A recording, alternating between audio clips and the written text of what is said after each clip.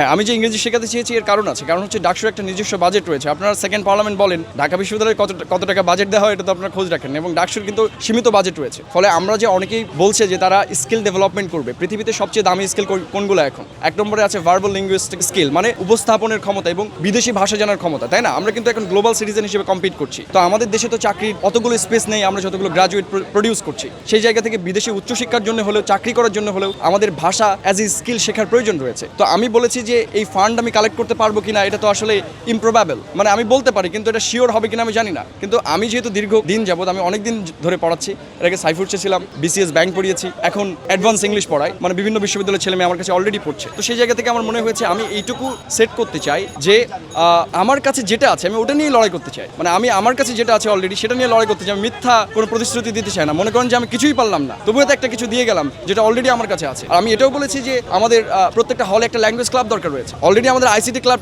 করেছিল, দেখবেন যে কম্পিউটার একটা চলে না। ইভেন ঢাকা ইউনিভার্সিটি হলগুলোতে কম্পিউটার না, এটা চিন্তা করে যে এখন স্কুলগুলোতে কম্পিউটার রয়েছে। তো সেই জায়গা থেকে আমি বলেছি যে প্রত্যেকটা হলে ল্যাঙ্গুয়েজ ক্লাব থাকবে, এবং এই রিসোর্স কিন্তু ঢাকা বিশ্ববিদ্যালয়ে রয়েছে। আমাদের ইংলিশ ডিপার্টমেন্ট থেকে গ্রাজুয়েট বেরোচ্ছে না, তাদেরকে তো আমরা 6 মাসে ইন্টার্নশিপ দিতে পারি। ইন্টার্নশিপে বেশি বেতন দেওয়া লাগে না, আর ইউনিভার্সিটি স্টুডেন্টরা নিজেই মজা করে এটা করবে। আইএমএল রয়েছে, সেখানে ফ্রেঞ্চ, জার্মান সবই শেখে লোকে, সেখানে গ্রাজুয়েট হচ্ছে। সো এই গ্রাজুয়েটদের যদি আমরা ল্যাঙ্গুয়েজ শেখানোর কাজে ব্যবহার করতে পারি, আই থিঙ্ক যে আমরা একটা প্রজন্মকে যদি ডেভেলপমেন্ট করতে পারি, এটা চেইন আকারে কাজ করতে থাকবে। সেই জায়গা থেকে আমি বলেছি যে আমার কাছে যে স্কিল সেট রয়েছে এটাও আমি দান করতে চাই, মানে ভিপি কাজের পাশাপাশি আসে। কারণ এই 1 বছরটাই আমি যদি আমার প্ল্যাটফর্মে অলরেডি পড়াইতে, অনেকে অবজেকশন করবে, মনে হয় যে এই ছেলে তার হচ্ছে ইংরেজি কোর্স বিক্রির জন্য প্রমোশন করছে। এই জন্য আমি বলেছি যে তখন তো অনেকে অবজেকশন দিতে পারে যে ভিপি হয়ে সে পড়াচ্ছে অন্য জায়গা থেকে, তার ফেস ভ্যালু ব্যবহার করে। এই জন্য আমি বলেছি যে এটা আমি ফ্রি পড়াবো, যাতে তারা বলতে না পারে।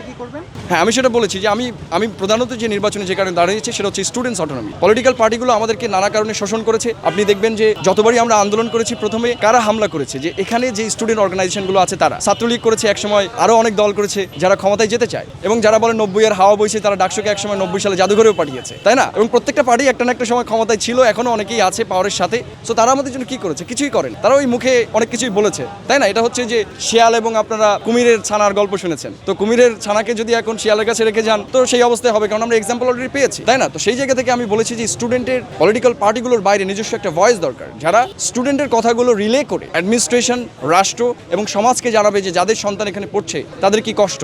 আমি দেখেছি যে আমি যতদিন পড়েছি, আমি কোনো মিডিয়ায় দেখি না যে গণরুম নিয়ে ডয়েসে ভ্যালে ছাড়া আর কেউ একটা নিউজ করেছে। এত বড় বড় ঘটনা ঢাকা ভার্সিটিতে মারামারি হয়েছে, মিডিয়া কোনো নিউজ করেছে? কয়েকটা মিডিয়া একটু বলেছে যে ঢাবিতে একটা ছেলের উপর হামলা করা হয়েছে, রুমে যে মারা হয়েছে, কিন্তু নিউজে আসে না। আমরা এই ডিসকোর্সগুলো তুলে ধরতে চাই, কারণ আমাদের দুঃখ দুর্দশা না তুলে ধরলে রাষ্ট্র আসলে সমাধান করবে না, তাই না? 10 দিনের মতো হতে পারে।